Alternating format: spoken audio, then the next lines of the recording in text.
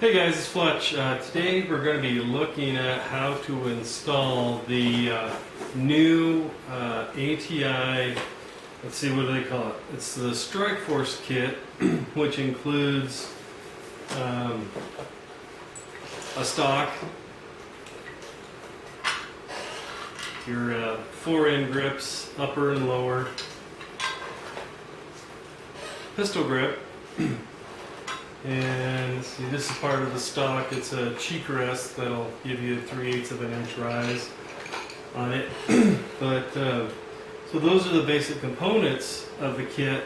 But this mounts into your receiver tang a little bit differently.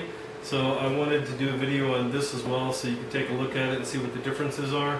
And this is what the packaging for it looks like. So if you're looking for it in the store.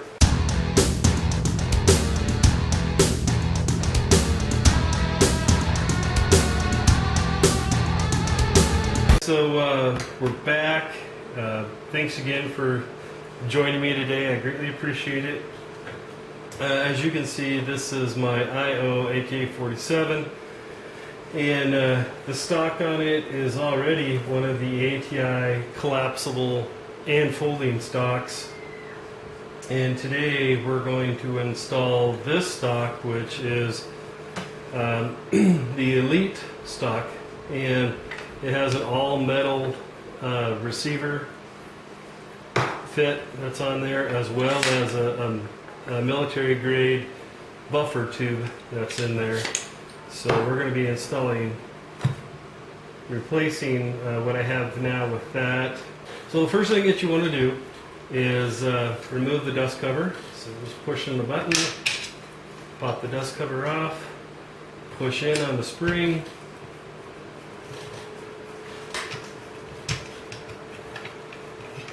remove the spring out, set these off to the side here, and there's no reason to have your bolt in there, so go ahead and slide your bolt out. And yes, I do actually shoot this weapon. Haven't cleaned it recently, obviously.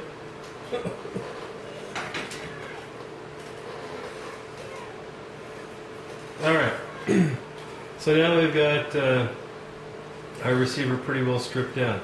And as you can see right here, I've got 2 screws in the rear trunnion in the receiver, and right here and then down here in the tang. So we're going to go ahead and take those out. And these are in there pretty good because I put them in with blue Loctite when I did it. So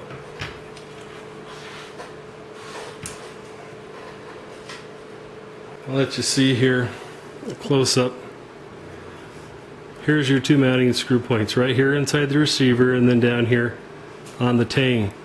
And if you have a wood stock, it'll be something similar to that, but obviously a little bit different. But just take those 2 screws out, and because you probably see the blue Loctite in there a little bit, took a little bit of doing to get them out of there, but they came out. And then obviously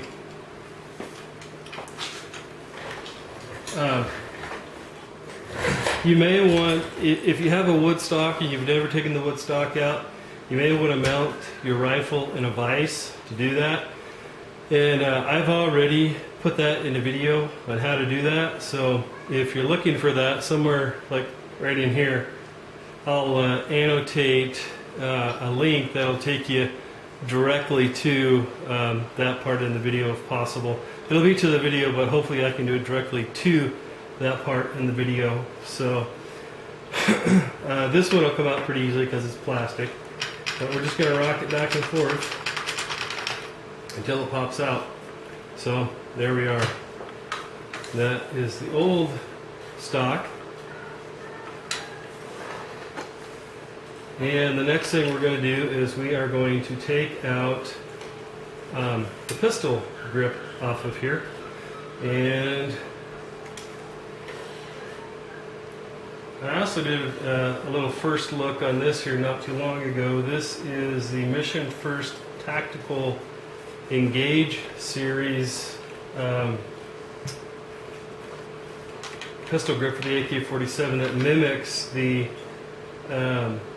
grip angle of the AR-15, but it's an AK-47 grip. If you have your stock grip or a wooden grip, when you take this screw out of here, it's going to be this, freaking screw about that long.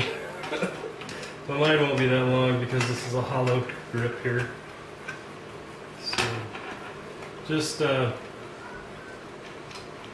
keep turning it until you hear the little lock washer that's inside your receiver drop. And so I'll close that so that all the parts stay in there for that piece. And then down inside here, you'll see that there is a little,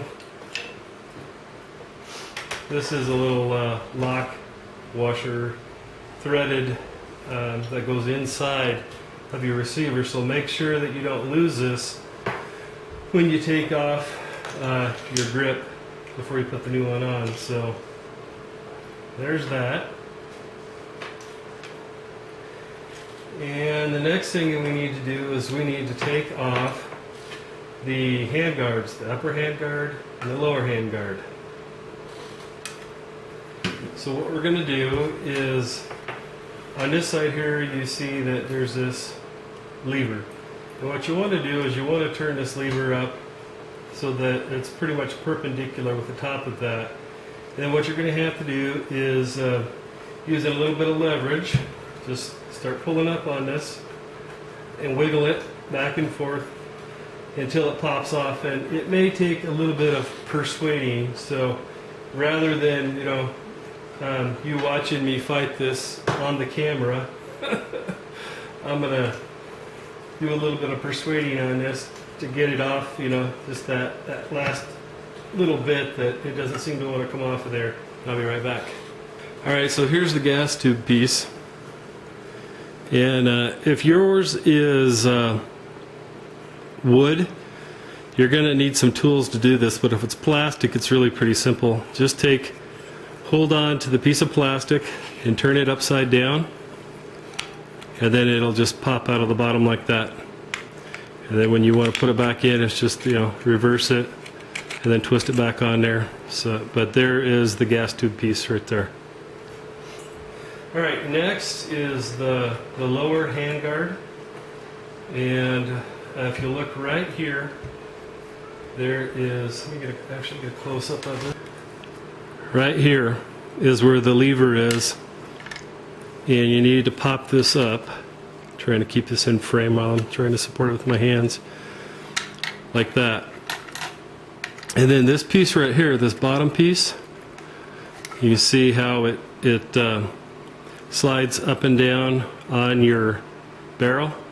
What you want to do is you want to, slide this down, rotating it back and forth until you can get it out far enough that your bottom handguard piece will come off. And sometimes these things need a little bit of persuasion, like I said before, so I'm going to go off camera for a minute while I persuade this and I'll show you what it looks like when it comes off. Alright, so here's what the old lower handguard looks like that came off of mine. Like I said, this happens to be an I.O.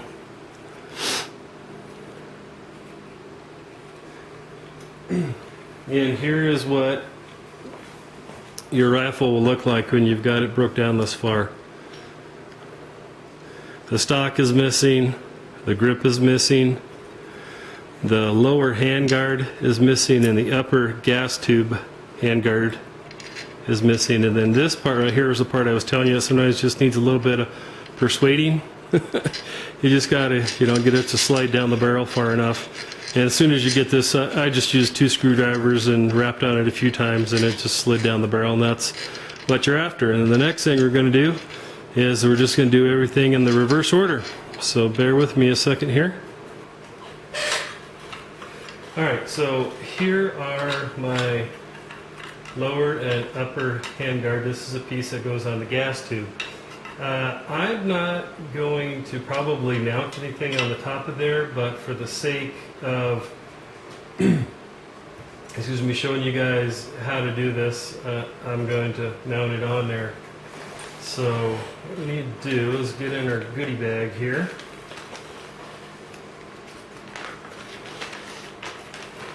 And if you're wondering why I have carpet on my reloading table, I'm about to show you why. Because you can dump stuff out on it and it doesn't go bouncing across the room. The carpet, you know, holds it in place pretty well. So I like it for that. People always ask me that, why I have carpet on my reloading table. That's why, especially when you're working with small things like primers and things like that. If it's just a hard table and you know you accidentally drop one, it'll bounce and dart off and you know go roll across the floor. And with this, it keeps everything in one place. Plus, it provides padding when you're working with firearms and things like that as well. So that's the method to my madness. All right, so what we're looking for here are these little. All right, so here we are. You can see we've got the nut that's in there in the little mold, and that'll hold it in place once we start tightening the screw in there. So we're going to take the Picatinny rail, put it on there, and then take one of these 5/16 screws. All right, so the 5/16 screw goes in there, and at first it kind of seems like maybe it's not long enough, but it is, and the reason why is because you have very little clearance to get it back on your gas tube. So, and then you know, just repeat the process for the next two. So I'm going to do that off camera. I'll be back in a second. All right, so now here it is. You can see it's all installed, and you definitely want to make sure that you use the 5/16 inch long screws when you're doing this, because here in the back side you don't have a lot of clearance to get this back on your gas tube piece. So let's just go ahead and do that now while we're on camera. So you pop it on there and then you turn it sideways. And there we are. It's mounted on there and it's ready to go back into the rifle. And next we will work on adding the Picatinny rails to the lower handguard piece. And it's the same drill, guys, so you know I'm not gonna take all the time on camera to show you that, but basically it's the same thing. You take your nuts, and on the bottom there you just drop them down in the mold, or if they're putting on the side pieces, you slide the nut down. Get closer on the camera so you can see it. So right down into here on the left, right down here on the right, and then you'll use your finger and you'll hold the nut in place until the threading starts, and then it'll go in just fine. So, and then here's the ones on the bottom. These are to mount the Picatinny rail in, and then this one in the center is if you want to put a swivel stud in there, which I don't. So there it is. I'm going to do this off camera and I'll be back to show you what it looks like when I'm done. Alright, so here we are with the finished product, and as you can see, you know, we've got the three, look like they're 4-inch Picatinnys on here, and the one on the bottom will obviously have the extra hole right in the middle, and that is so if you wanted to add the swivel stud in there, that you can do that. But I don't, so I didn't put it in there. But there's what it looks like when it's done, and I'll give you a close-up. So you can see, you know, you just drop those two nuts down in there in the mold and the plastic, and that holds them in place. And these ones on the side, you just kind of drop them down in there a little bit, and then you just start your screw through and it holds them in place. So there we are. There's where your swivel stud would mount. There's the sides. And there's the completed piece. Next we'll put it back on the rifle. So we're just going to work in reverse order, going back in order that we took them off. And obviously, if you were planning on leaving these on here, I would recommend using some blue Loctite. Blue Loctite to hold these in place so that they don't come loose. And because I'm planning on leaving all of these on here, I did use blue Loctite on. So there we are. So next is going to be, we need to put the lower back on. So I'm going to slide this up out of our way. Position.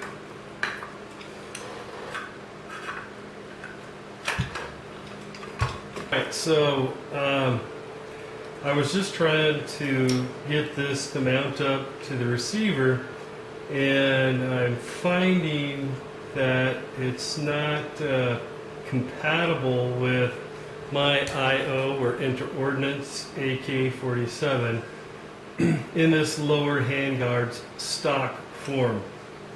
If you look inside here, right here, you've got it looks like it was intended to be some type of a reinforcement ridge in the plastic to mount up against maybe, you know, this edge inside for this trunnion inside of there, and it doesn't match up with my rifle. I'll show you what I'm talking about here. If you look right there, you see how you've got that indentation right there?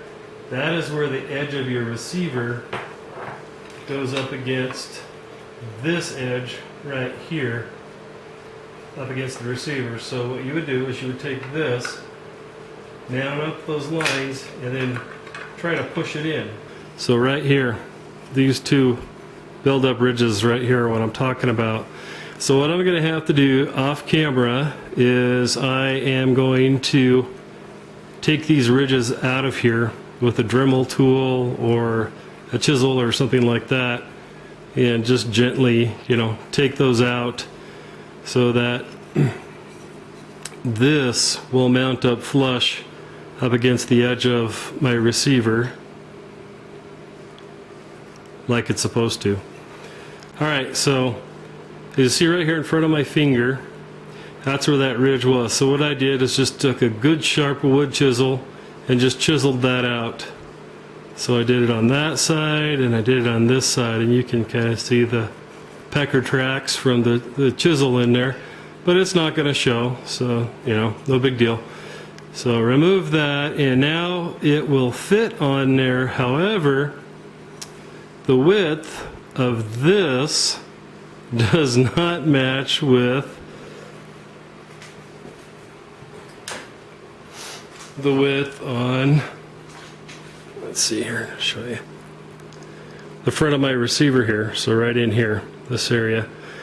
So what I'm going to have to do is probably either mill some of that out, or I'm going to have to pry it open a little bit and see if I can get it to spread up over the front of the receiver there. So I'll be back in a second and show you what I had to do to get it done.